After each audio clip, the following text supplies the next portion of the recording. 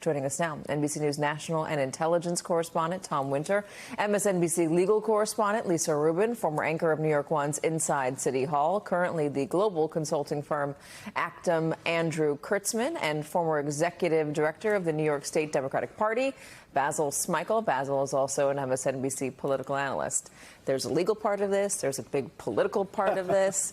Let's start on the investigation. What was the most striking part of the indictment, in your opinion? Right, and I'll get to that in a second. We do have some news with respect to this case. It appears that federal prosecutors and Mayor Adams' defense attorney agree that either tomorrow or Monday the mayor will turn himself in and he will go to federal court to have his first appearance. Yeah, so that's part of the process. He'll be fingerprinted. They'll enter him in whatever databases they need to, and then at that point they'll go before the court. It'll be interesting to see if they put together a prepackaged bail. This is not a violent crime that's here, so I anticipate he will certainly be out. We saw that in a prior case involving a politician, Senator Robert Menendez. To your question about the indictment, I think the fact that the conduct goes back so far, we were just talking about it. We talked about it earlier today.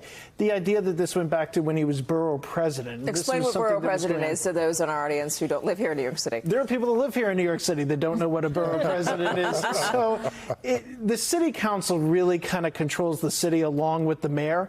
A borough president, you mentioned it last hour, I think it was the right way of putting it. It's more of a ceremonial position. Yeah. You get your name every time you enter in and out of the borough. You're on a sign somewhere on the side of the road.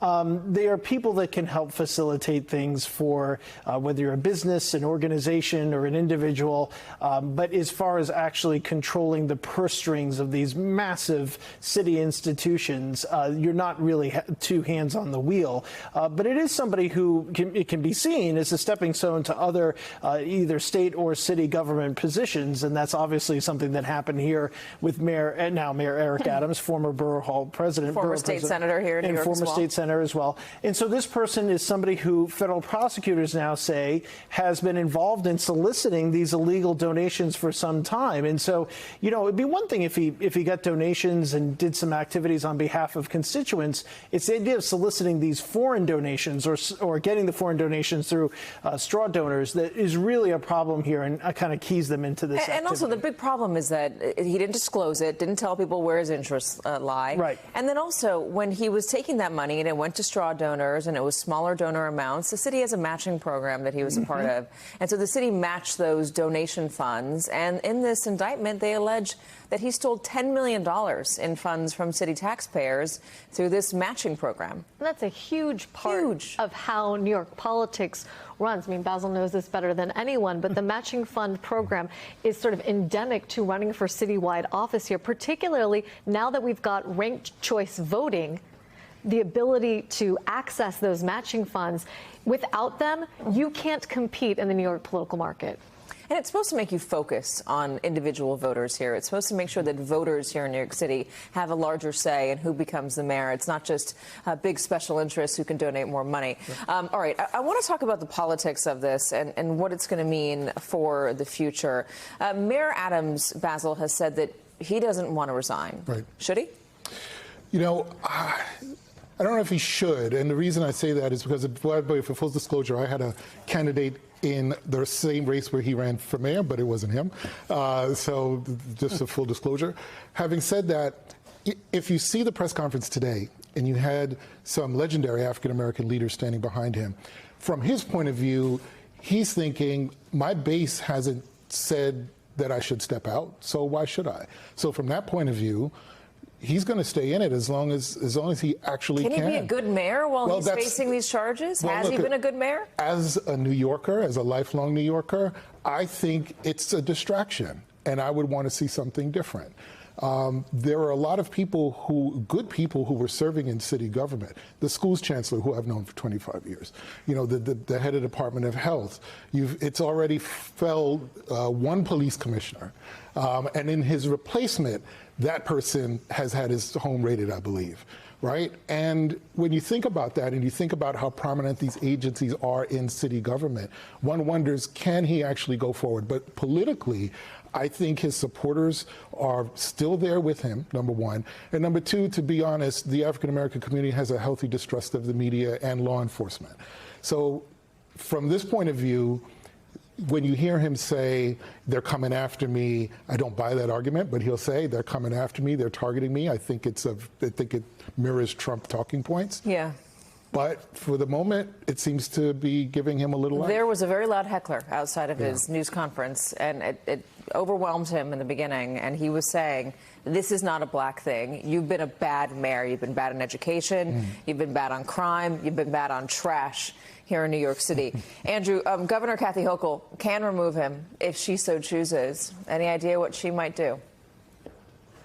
She's going to be under a lot of pressure not to remove him. As Basil said, Adams is not a particularly popular mayor in the polls. The last poll had him at about 28%, but his base, African Americans, approve of him by far larger numbers, and he is not afraid to use that as a cudgel. I mean, yesterday, AOC called for him to resign before he was indicted, and he said it was a racial issue. You know, this morning, the people he appeared with at his press conference were all African American leaders, and he's sending a signal to people like Kathy Hochul and others that there will be a price to pay with its base if they force him out.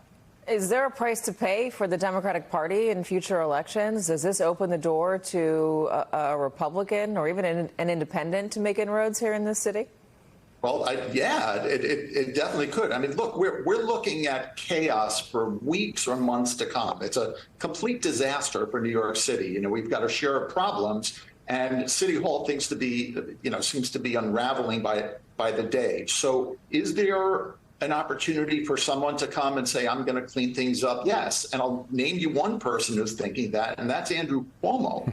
Right. So Andrew Cuomo was forced to resign in a sexual harassment case, but has spent the last year or two trying to resurrect his reputation and has made no secret that if Eric Adams steps aside, he would want to come in and, I guess, reclaim his reputation. The question is whether he would run if Adams stayed in the race, and that's another question. Basil, could I'm not Cuomo sure. win? You know, I'd love to see Andrew Cuomo in a race. That would just be an amazing race. But one of the big challenges for him is he has to go get black votes away from Eric Adams, and that's today. Right. That's a very, very tough. That's a very, very tough calculus. And I'll say this very quickly. On the two things that he's been saying, Eric Adams, one, that he feels like he's sort of sharing the same kind of moment that the first black mayor of New York City did, David Dinkins. And I would suggest to him not to sully David Dinkins' name in doing so, because David Dinkins was not indicted, and he had 4 years of Rudy Giuliani antagonizing him. That is not this situation. The second point I would make is that why are you going around mimicking Republican talking points this close to an election in a state that Democrats sorely need to take back the House? And you know that Republicans are not afraid to take city issues so I wonder, and bring them to the suburbs. Given that, and AOC has called for him to resign, I wonder what sort of pressure, politically speaking, Andrew, maybe you can answer this, in this state there will be on Kathy Hochul to not make this such a big issue, to not allow the city to be defined by corruption, especially outside of the city in Westchester and above, that the Democrats lose House races, much-needed House races. There were so many inroads that Donald Trump and the Republicans made in 2022. So many. Right. They got control of the House because of New York. And this could arguably help them keep control of the House. So what sort of pressure will Kathy Hochul be facing on that? It's very good.